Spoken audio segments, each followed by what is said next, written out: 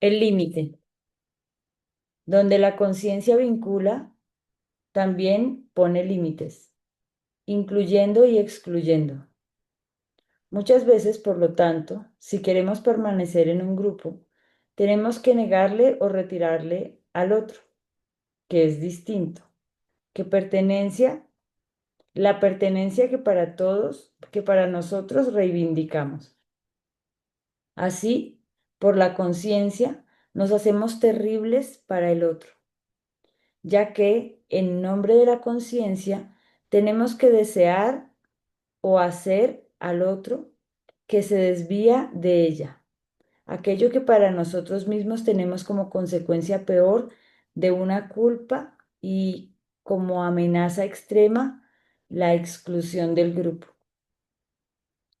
Pero de la misma manera que nosotros tratamos a otros, ellos, en nombre de la conciencia, también proceden con nosotros. Así, mutuamente nos ponemos un límite para el bien y en nombre de la conciencia suprimimos ese límite para el mal. Así pues, culpa e inocencia no son lo mismo que bien y mal, ya que muchas veces realizamos los actos malos con la conciencia limpia y los actos buenos con mala conciencia. Realizamos los actos malos con buena conciencia siempre que sirvan al vínculo con el grupo importante para nuestra supervivencia. Y realizamos los actos buenos con mala conciencia siempre que pongan en peligro el vínculo con este grupo. Lo bueno. Por lo tanto, el bien, que reconcilia y establece la paz, tiene que superar los límites que nos impone la conciencia a través de la vinculación con el grupo particular. Sigue a otra ley, oculta, que actúa en las cosas solo porque son. Al contrario de la conciencia, actúa de una manera silenciosa y directa. Como el agua que fluye y pasa desapercibida, percibimos su presencia tan solo por sus frutos. Sin embargo, la conciencia habla donde las cosas son. Un niño, por ejemplo, va al jardín, se maravilla de todo lo que crece, escucha a un pájaro en los arbustos. En ese momento llega la madre diciendo, mira, qué bonito. Ahora el niño, en vez de maravillarse y ser todo oídos, tiene que escuchar palabras y la relación con aquello que es se sustituye por comentarios. La conciencia del grupo. El vínculo que la conciencia establece con un grupo es tan trascendental que sentimos como reivindicación y obligación aquello que en este mismo grupo otros sufrieron o causaron, aunque muchas veces de manera inconsciente. En consecuencia, nos vemos implicados en culpas ajenas y en inocencia ajena, en pensamientos, preocupaciones y sentimientos ajenos, en conflictos ajenos y en consecuencias ajenas, en metas ajenas y desenlaces ajenos. Así, por ejemplo, cuando una hija, por cuidar a sus padres ancianos, renuncia a la felicidad de tener su propia familia y sus hermanos se burlan de ella y la menosprecian, posteriormente una sobrina imitará la vida de esa tía y sin darse cuenta del contexto ni poder defenderse, sufrirá la misma suerte. Aquí, contrastando con la conciencia personal que sentimos, actúa otra conciencia, más amplia, que actúa ocultamente y se antepone a la conciencia personal. La conciencia personal de primer plano nos ciega para la conciencia oculta, más extensa, y frecuentemente atentamos contra esta conciencia más extensa precisamente por seguir a la conciencia personal. La conciencia personal que sentimos sirve a un orden que se muestra a través del impulso, de la necesidad y del reflejo. La conciencia más extensa, sin embargo, que actúa ocultamente, permanece inconsciente de la misma manera que también el orden al que sirve frecuentemente permanece inconsciente. Así, pues, no podemos sentir este orden, únicamente lo reconocemos por sus efectos, más claramente por el sufrimiento que causa su infracción, sobre todo para los hijos de una familia. La conciencia personal de primer plano se refiere a personas con las que estamos vinculados de manera sensible, es decir, a los padres, hermanos, familiares, amigos, cónyuges e hijos. Es a ellos a quienes esta conciencia les confiere un lugar y una voz en el alma. La conciencia oculta, sin embargo, se hace cargo de todas aquellas personas que nosotros excluimos de nuestra alma y de nuestro pensar y sentir conscientes, ya sea porque los temamos o los condenemos, porque pretendamos oponernos a su destino, porque otros en la familia se hayan hecho culpables con ellos sin que en ningún momento esa culpa fuera nombrada ni tampoco expiada. También es posible que ellos hayan tenido que pagar aquello que nosotros tomamos y recibimos, sin que se lo agradeciéramos ni lo valoráramos por ello. Esta conciencia se hace cargo de los expulsados y de los ignorados, de los olvidados y de los muertos, y a aquellos que aún se sienten seguros de su pertenencia no les concede ninguna paz hasta que también los excluidos tengan nuevamente un lugar y una voz en su corazón. El derecho a la pertenencia. La conciencia del grupo les concede a todos el mismo derecho a la pertenencia y cuida de que a todos los que formen parte también se les reconozca este derecho a la pertenencia. Es decir, vela por el vínculo en el sentido mucho más amplio que la conciencia personal. Únicamente conoce una excepción, a saber, los asesinos, especialmente los asesinos de miembros del propio grupo. En lo que a ellos se refiere, por regla general, esta conciencia exige que se le expulse. La recompensa negativa. Cuando un miembro del grupo fue excluido o expulsado por los demás, aunque solo fuera por el derecho de ser olvidado, como muchas veces ocurre en el caso de un hijo muerto en temprana edad, esta conciencia lleva a otro en el grupo a representar a la persona excluida,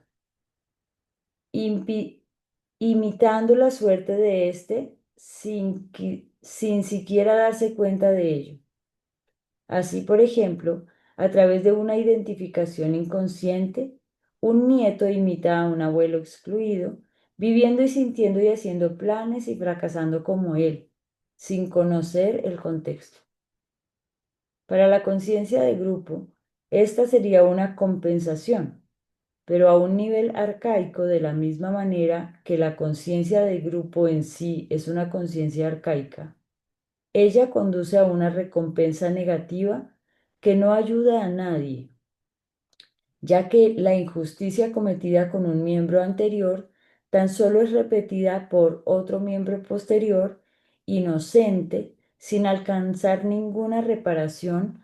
A pesar de todo, el excluido sigue siendo excluido. La jerarquía. Aún otra ley fundamental se manifiesta a través de los efectos de la conciencia de grupo. En todo grupo reina una jerarquía que se orienta en el antes o el después. Es decir, según este orden, lo anterior tiene prioridad sobre lo posterior. Una persona anterior, por ejemplo, un abuelo, se haya antepuesto con relación a una persona posterior, por ejemplo, un nieto, y una persona posterior se haya pospuesta con relación a una persona anterior. Por ejemplo, en la compensación según la conciencia de grupo, tampoco hay ninguna justicia para los posteriores, como si tuvieran los mismos derechos que los anteriores. La compensación arcaica únicamente tiene en cuenta a los anteriores, descuidando a los posteriores. Así, esta conciencia de grupo no permite que los posteriores se inmiscuyan en los asuntos de los anteriores, ni para hacer valer los derechos de estos en su lugar, ni para expiar su culpa en su lugar, ni para redimirlos posteriormente de un destino grave. Bajo la influencia de la conciencia de grupo, el posterior reacciona a tal arrogación desarrollando una necesidad de fracaso y de ruina.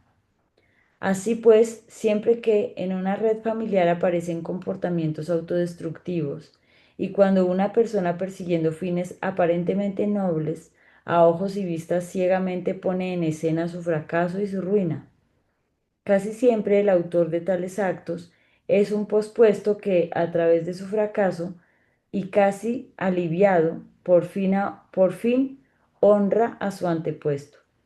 Así, el poder arrogado termina en la impotencia, el derecho arrogado en la injusticia y el destino arrogado en la tragedia. A este respecto, contaré algunos ejemplos. El anhelo. Una mujer joven sentía un anhelo incontenible que ella misma no podía explicar. Finalmente se dio cuenta de que no era su propio anhelo el que sentía, sino el anhelo de su hermana nacida en primer matrimonio de su padre. Al casarse su padre en segundas nupcias, ésta no pudo volver a verlo ni visitar a sus hermanastros nunca más. Entretanto, había emigrado a Australia y las naves parecían quemadas. A pesar de todo, la mujer joven reanudó el contacto con ella, la invitó a Alemania e incluso le envió el billete de avión. Pero la suerte ya no pudo detenerse. En el camino al aeropuerto desapareció. El temblor. En un grupo, una mujer empezó a temblar en todo el cuerpo, y cuando el coordinador del grupo miró detenidamente el proceso, vio que ese temblor debía pertenecer a otra persona. Le preguntó, ¿a quién pertenece ese temblor? La mujer contestó, no lo sé. El otro siguió preguntando, ¿será quizás un judío? Ella dijo, es una judía. Cuando ella nació, un hombre de la SA vino a casa para felicitar a la madre en nombre del partido. Detrás de una puerta, sin embargo, había una judía que escondían en la casa. Esa mujer temblaba. El miedo. Una pareja llevaba ya muchos años de casados y aún no vivían juntos, porque el hombre decía que solo en una ciudad lejana podía encontrar el trabajo adecuado. Cuando en un grupo se le advirtió que en la ciudad de la mujer podía tener el mismo trabajo, encontró objeciones a todo. Así, se manifestó que aún había otro motivo oculto para su comportamiento. Su padre había pasado muchos años en un sanatorio a muchos kilómetros de la familia, porque padecía de tuberculosis grave, y cuando a veces venía de visita a casa, su presencia representaba una amenaza para la mujer y para los hijos. Hacía tiempo que el peligro ya no existía, pero ahora el hijo tomó sobre sí el mismo miedo, el mismo destino, y como si también él fuera un peligro, se mantenía alejado de su mujer. La frase extraviada. Un hombre joven en peligro de suicidio contó en un grupo que de niño había preguntado a su abuelo materno, a ver cuándo te mueres por fin y haces sitio. El abuelo se rió con ganas, pero al nieto la frase le había rondado por la cabeza toda su vida. El coordinador del grupo pensaba que la frase había salido por boca del niño, porque en otro contexto no pudo ser expresada, y realmente encontraron lo que buscaban. Hacía años, el otro abuelo, el paterno, había mantenido relaciones con una secretaria y a continuación su mujer contrajo tuberculosis.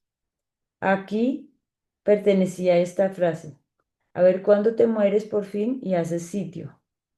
El deseo se cumplió, la mujer se murió. Pero ahora los posgénitos, inocentemente culpables y sin saber nada, se hicieron cargo de la culpa y del castigo. Primeramente, un hijo evitó que su padre sacara provecho de la muerte de la madre. Se fugó con la secretaria. Después, un nieto se prestó para tomar sobre sí la frase siniestra y expiar la culpa. Él estaba en peligro de suicidio. Aún aportaré otro ejemplo.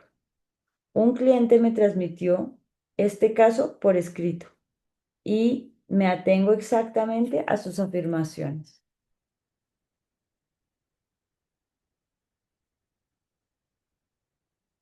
La expiación.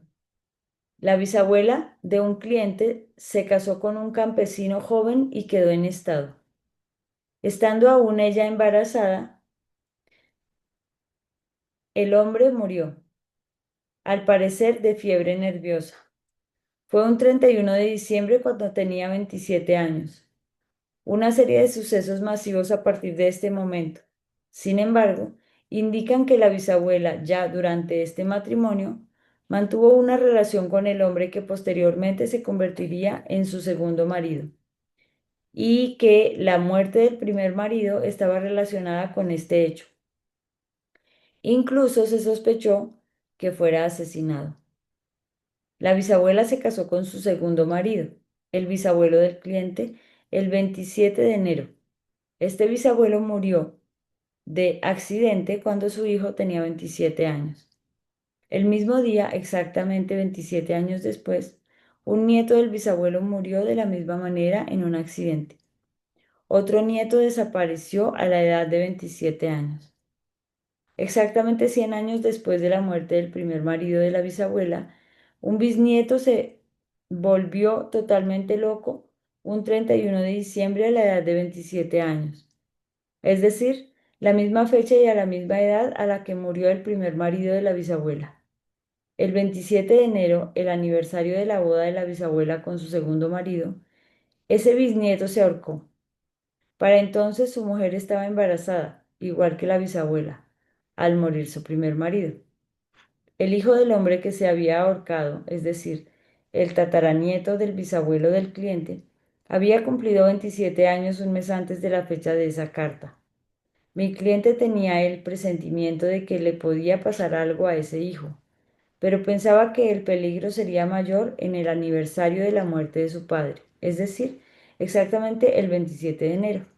Así pues, fue a verlo para protegerlo, y juntos visitaron la tumba de su padre.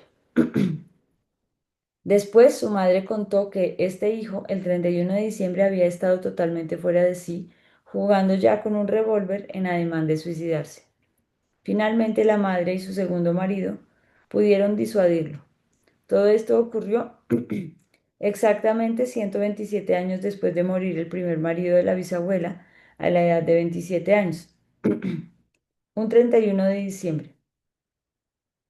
Falta añadir que estos familiares no sabían nada del primer marido de la bisabuela. Aquí parece, pues, un suceso fatal que sigue teniendo efectos trágicos hasta 4 y 5 generaciones después. Pero esta historia aún sigue. Unos meses después de esta carta, el cliente acudió a mí, presa del pánico, ya que estaba en peligro de matarse y no se veía capaz de defenderse contra sus ideas de suicidio. Le dije que se imaginara a sí mismo delante del primer marido de la bisabuela y que lo mirara, se inclinara profundamente ante él hasta el suelo y que le dijera: Te doy la honra. En mi corazón tienes un lugar. Por favor, bendíceme si me quedo. A continuación le pedí que les dijera a la bisabuela y al bisabuelo, cualquiera que fuera vuestra culpa, la dejo con vosotros. Yo no soy más que un hijo. Después le hice imaginar que retiraba su cabeza de la soga, con cuidado, y que lentamente retrocedía, dejando la cuerda colgando. Así lo hizo. Después se sintió muy aliviado y liberado de sus ideas de suicidio. Desde entonces el primer marido de la bisabuela se ha convertido en amigo y fuerza protectora para él.